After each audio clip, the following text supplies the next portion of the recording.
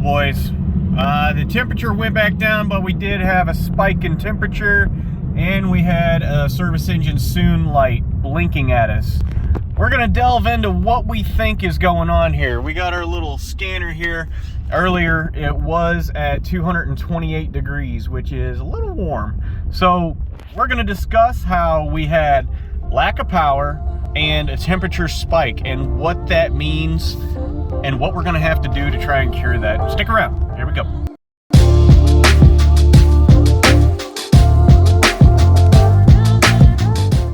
Okay, now delving right into this, we also have a rattling noise. It sounds almost like a valve train noise, but tinier almost. I'm not really sure how to describe it, but I'm guessing all the symptoms combined. So we have overheating, huge lack of power, as well as rattling from the exhaust. Those three symptoms are telling me the cats might be jacked. Not 100% sure yet, but we're gonna tear into it and see what we got going on in there. All right, so we removed the two studs back here. Up there, we got the two nuts off. And also there is an O2 sensor that you gotta reach up in there and disconnect. I found it easy to just push this back and unclip it up in there. So it worked out really well. So let's go ahead and pull this pipe out of here. So we pull the pipe out, kind of tilt it on its end, and look what falls out. We do have some breakage in there. So we're gonna go ahead and clean this up a little bit. Okay, here's the other end of it. This is the primary cat. The other one that you see, that pipe, that is the secondary. But that's not supposed to look like that. See that? See how that moves? Yeah, boys. I think we found our culprit. You done goofed, son. Yeah, here you go. Look at that. And we're just barely tweaking on her here. See that? Look at that. That crap falling out of there. Isn't that crazy? So over time, this stuff can break up and fall out, and you gotta buy new cats because you wanna protect all the, oh god, the butterflies and stuff, and you got the little fairies you gotta protect. Oh yeah, that's a big chunk right there. We gotta get that. Yeah, so we gotta go ahead and dig all this out of here. See if we find anything else going on. Yeah. All right, so this giant mess right here is what I just got done taking out of there. So now, when you look up in there, you can literally, oh, come on, focus. You can literally, oh, come on. Stand by, technical difficulties. So now, you can literally see all the way up in there. So that is one of the O2 sensors you see right there, and then you can see where the manifold comes together and all that. I just gotta wipe that last little bit of dust you see right there in the middle of your screen. I just gotta wipe that out, and that one's done. So that's primary on passenger bank. All right, just got done working on this piece. Got the clog out of that. So that's all better. Okay, so we got this side all done. Got our gasket back in there. Everything's mounted back up. O2 sensor plugged back in. Now we gotta go do the driver's side. Exact same thing, just, yeah, the other side. All right, here we go. Okay, here we are on the driver's side, and it is completely clean. All I'm doing is using a bunch of pry bars, mainly just pry bars, to break it up, and then get it out of there. So now what we're gonna do is we're gonna go ahead and start cleaning this. This is the driver's side one. So this is the secondary cat. You can see it in there. There's nothing really to see. It's just a honeycomb material. So now we'll go ahead and get started on that one.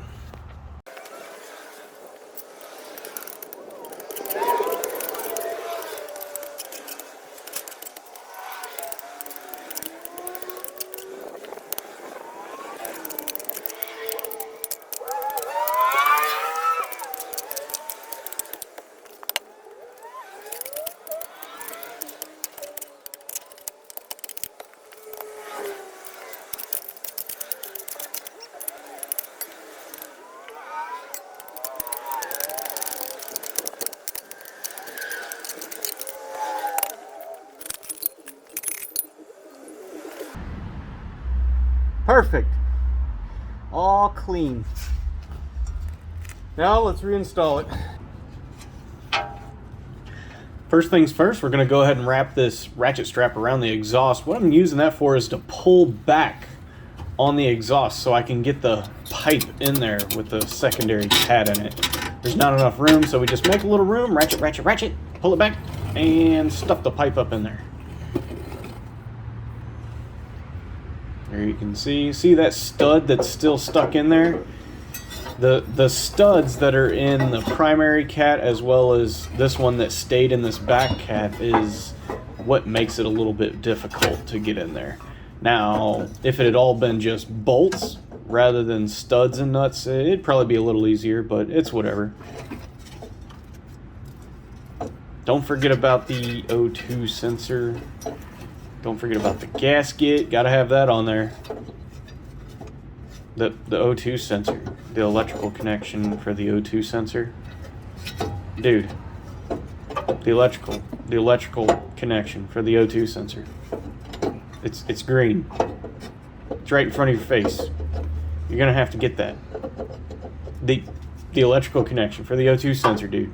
Oh, there you go. Good job. So proud of you. Look at that. So just fit it up in there. There's 2 bolts on either end. That little wire you see hanging down between my gloves, that is a ground. And it goes on one of the studs there, right at that gasket point. So just release the tension on your ratchet strap. It'll pop right into place. Swing your gasket into position. And get your other stud ready. There, I have it in my hand.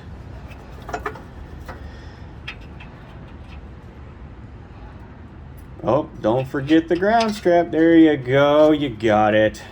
Okay. Go ahead and fit that together. And then there's the 2 nuts for the front one that go on. Go ahead and move to the front. Get your PV blaster. Don't be afraid to use your penetrant on the bolts and studs and whatnot. You don't need that.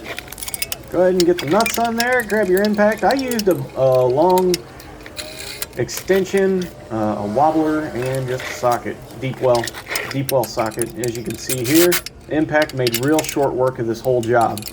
That is what really reduced my time down on this job, is that impact. But you know, you can do it with hand tools if you really want to. No big deal. Go ahead, zip them down, tighten it up, and you are good to go.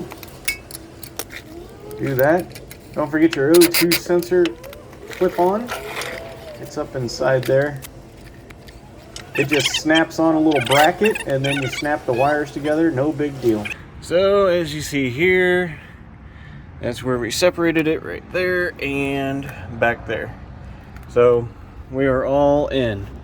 I have these little adapters for the O2 sensors. I don't know if I'll put those in right now or not, but until you get new cats in the mail, that is what you got to do. Okay, so just got done with the exhaust. Now what I did was pulled the positive battery terminal and touched it to the negative in order to reset the ECU. What that does is it drains like all the capacitors in the system, everything like that, in order to start off fresh. If you had any codes or anything like that, it's a cheap, easy way to do it without going to AutoZone, having them clear it, or say, you know, buying your own scan tool and stuff like that, which I already did. But yeah, so now we are ready to start it up. I'm betting this thing is gonna be a decent amount louder.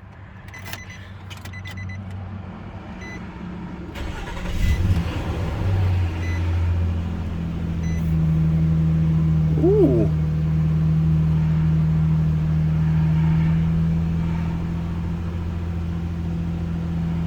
Got some high idle in it. We're gonna take it for a drive and see how she does. Well guys, I just got back from the test drive and this thing freaking rips again. Remember, the symptoms were overheating, real lack of power. Like it struggled to go above 2,000 RPM, and then when you downshifted, it would struggle to go above 4,000 RPMs. It was pretty ridiculous.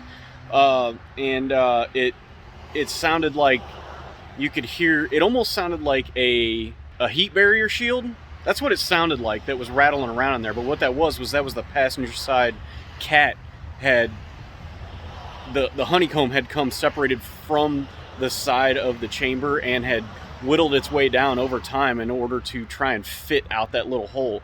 That was, as far as it looks like that was 100% the issue. I got a couple other things I'm going to do to this thing. I think I might check into the crank angle sensor as well, because I've had some issues with startups, but who knows, maybe it's been the cats all along, but we'll find out. I don't know. It's been a pretty eventful day. So this is the aftermath. I mean, we just got a bunch of this stuff laying here. I got a pile here, pile over there. Time to clean this up. Everything went good with the test drive, so super excited. We're gonna see if see if it stays that way, or if some other red flag pops